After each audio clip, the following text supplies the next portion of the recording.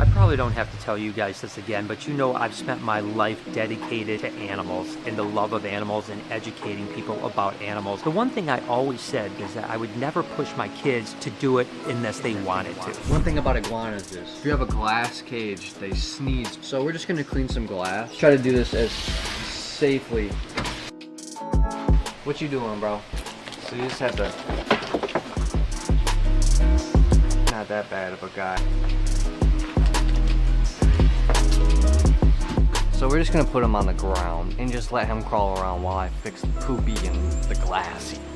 And you guys know that Noah has been working for me for quite some time, since literally got out of high school. I wasn't really sure if he was going to eventually take over the business or how serious he was about it. He really loved the video side and the editing side, but I never wanted to push him, right? I never wanted to make him do something that he didn't want to do. I wanted him to be his own man. So now that things are happening the way they are now, he really came to me and he said, Dad, I want to step up. I want to learn about these animals. I want to learn how to run your business. It made me so proud as a dad to hear my son not only wanting to do it for me, but also wanting to do it for him. And he's doing an amazing job. Everything that's like happening is very unexpected. You know, you expect there to be like a gradual learning experience and where it's like not forced, and that's pretty much what's been happening since I've been out of school. Like, it's just been very gradual, just listening, not forcing anything, just gathering information. Now, all of a sudden, you know, my dad's got what he's got, and to be honest, nobody knows how long he has to live. It could be very soon or it could be very long. And so now everything's on like hyper speed, because if I'm being honest, I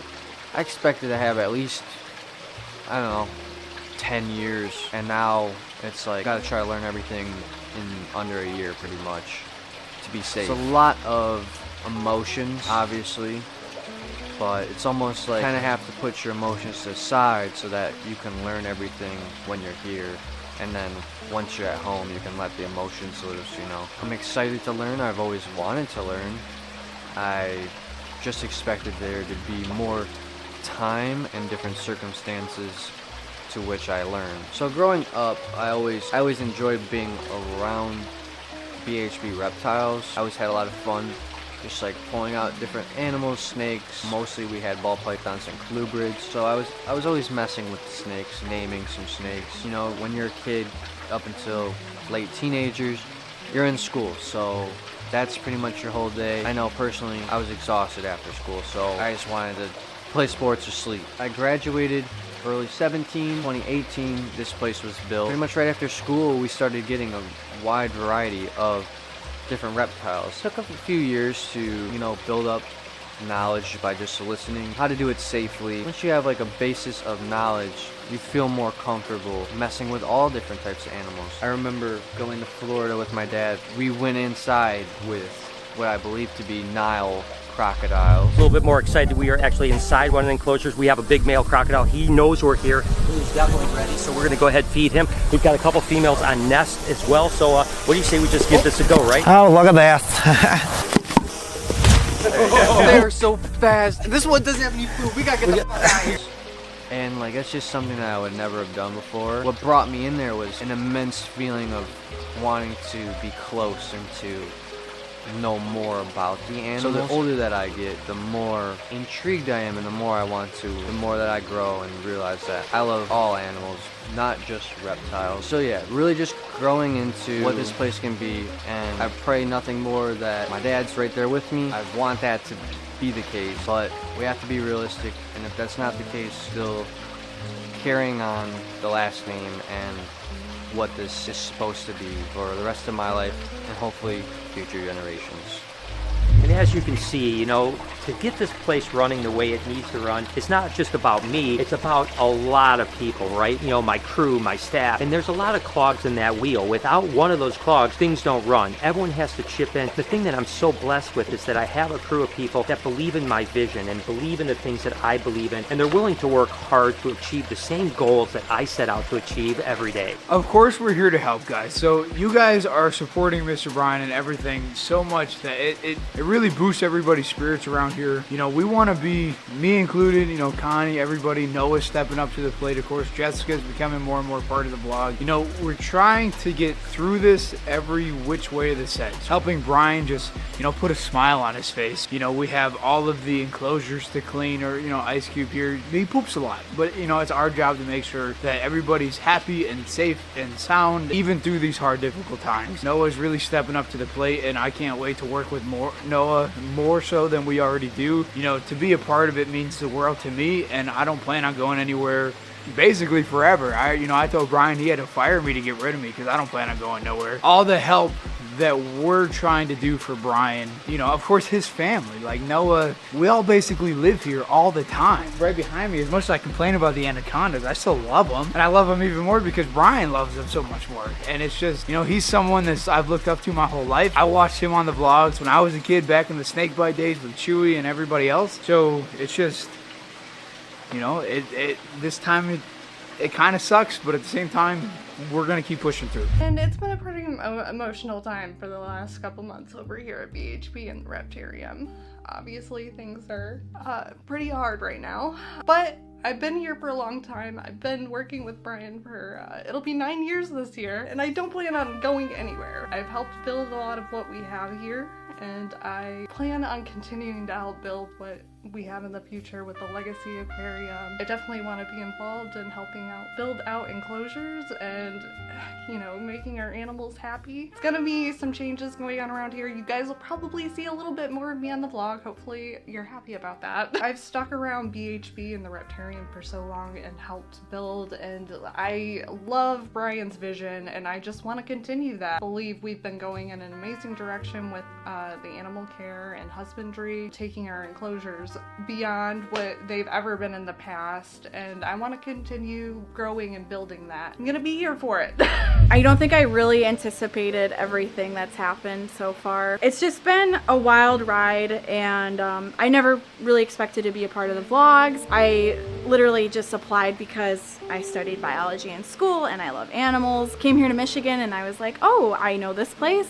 And here I am, a part of the vlogs, a part of the whole family, and it's, wow. Mike, you're distracting me. Everyone here, we're just rolling with the punches. You have to be flexible, especially during these times, and I know I'm always gonna remain flexible. You know, whoever needs help, I'm definitely gonna be there because I love helping people and I love these animals. I mean, my number one thing hasn't always been reptiles. I love all animals. Like after working here, it's really, I see this snake, and I get that same like affectionate, like, ooh, cuddly feeling I do like when I see a cat or a dog, and these animals have like become my pets, and I look forward to coming in every day and seeing them, and I will always feel that way. No matter what happens, I'm gonna do my job here and care for these animals like they're my own.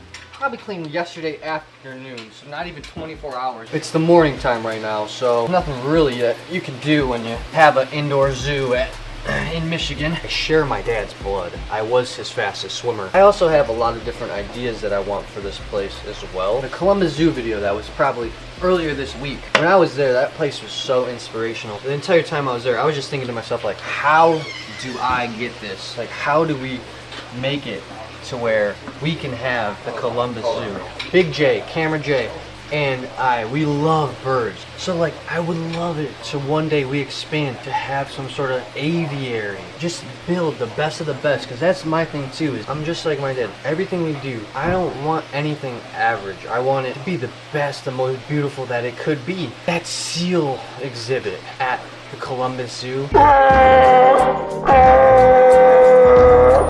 that was one of my favorite animal experiences in recent memory. I haven't stopped thinking about it since it happened. I want to be able to offer that similar experiences, if it's not with seals, with everything else that we have. What's that? I was walking around and I noticed this, because you get used to things that you see every day. We left this kind of untouched up because the pond was leaking. We didn't want to reseal it. We just had to open it back up to see, hey, what's going on in here. Since the professor came here, Ed, and fixed it up, we can screw this in and then reseam it, dust it up to make it look pretty again, which I've been wanting to do for a very long time. So basically all we need to do is just hold that into place. Probably right there. Screw it in. Yep. And you know, the thing is, it's really easy, like you're saying, it's really easy to just let this stuff kind of go because you just don't think about it, right? You know, every day. and that's the stuff that things don't look as good, right? We can just silicone that up. I think it's just tucked like, in. I think I'll just keep it in place, and then basically you come back with the silicone and you just dust this all up, silicone it up, and then people would never even see it, you know. But yeah, that's been like that for a year because of the leak. So yeah, good. Just in a few days on Tuesday, my first chemo starts. Like I've mentioned, it's a pretty aggressive, they say it's the worst chemo they can give you basically because they just really have to attack it super, super hard. Pretty bad side effects, and I don't know exactly how you're going to react. Every person reacts differently. Some people can tolerate it well, some people it just destroys them. It's every 2 weeks, which could be good, right? Because what typically happens, I hope that I fall into this category, or better for that matter, I could use the prayers to me tolerate the chemo and for the chemo to shrink the tumor. Those are the two things I'm very, very hopeful for right now, and I could use those prayers. The point is that most people get sick the first week or so. Usually the first couple days are okay, not too terribly bad. By the time you're on day 3, 4, 5, you're pretty wrecked. I mean, for like a few days, you're like, you know, really, really in bad shape. And then usually by day 6 or 7, starting to feel better. And then what I've heard is a lot of times the next week, when you're off a treatment, in between treatments, you almost feel back to normal, as close to normal as you can feel during that treatment. Of course, I'm going to feel a little bit more fatigued and some stuff like that. My point is that hopefully every other week I'll be back here just like normal, but during the weeks that I'm really beat up, I'm probably not going to be here every day. Hopefully I only will miss 2, maybe 3 days a week at the most, but I have to realize that there's a chance I may be gone longer. I'm not sure, and when I'm gone, the crew and Noah and everyone else is going to have to step up to educate you, entertain you, keep you guys occupied while I'm gone. And like I had mentioned before, I really, really pray that you guys will support them and support this channel while we're going through this process. And I know they're going to do a great job because they're great people, and I know it's going to be an amazing thing. I'm going to miss you guys, and like I said, I might have a camera at home when I'm feeling bad and just every now pop in the vlog and just, you know, tell you how I'm feeling. I want to be part of your life. You guys are such a part of my life, and the Reptile Army has showed me so much support that it's unbelievable, that I know that I'm not alone in this journey, which I really appreciate. But again, really the tough stuff starts on Tuesday, and I'm just hoping it's going to go okay. I'm not going to lie to you. I'm terrified. I really am. I'd like to do anything I could do to not go through this, but I have no choice. This is the steps I have to take. So I'm glad that I have the people around me that are going to be able to keep the ship afloat while I might be a little under the weather. I think that I probably need to bring the other one out. Go ahead. Okay. I'm a die board. Almost done. He poops a lot. You proud? That's what I thought. Noah, did you get Tabasco out by yourself? Really did? Yeah. My nemesis, that's crazy. He's so beautiful though, isn't he? Yeah, but he's kind of scary, honestly. Tell me about it. It feels great, by the way. You feel pretty good, right? You can barely even tell. Apes, they usually have battle scars anyways, so it kind of just looks like extra detail of like realism. Realism.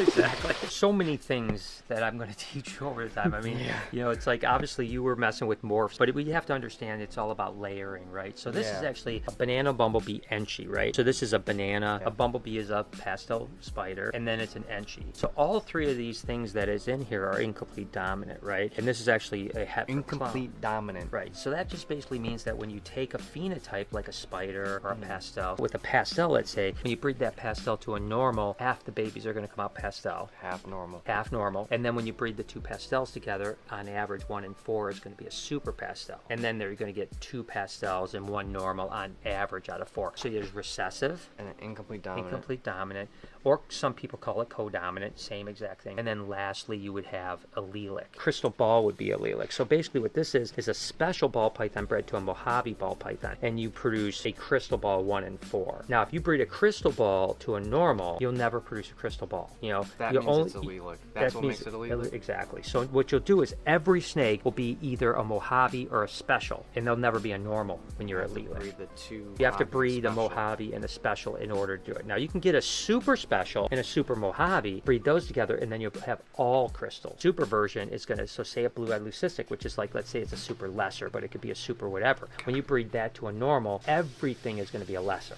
So with the Mojave, that is a incomplete dominant. If you had a super Mojave, which is a blue-eyed leucistic with a gray head, when you breed that to a normal, everything's going to be Mojave. If you have a super special, by breeding a special to a special, everything you produce is going to be a special. It's a lot, right? So when you breed the super Mojave to the super special, virtually is canceling out the supers and just putting Mojave and super together. Mojave and special together to produce Mojave and special. Again, when you have a crystal, you're never going to produce a crystal from a crystal. That's one of the downsides to allelic animals. But again, like you said, incomplete dominant, allelic, recessive. And then there's polygenic to some extent, but that's a whole nother thing that... Okay. Yeah, it's a lot. So we've got a lot to learn. Allelic was a lot, but Yeah. I understand it more than I did. We got a lot to learn, and we just got to take it one step at a time. Right. It's allelic.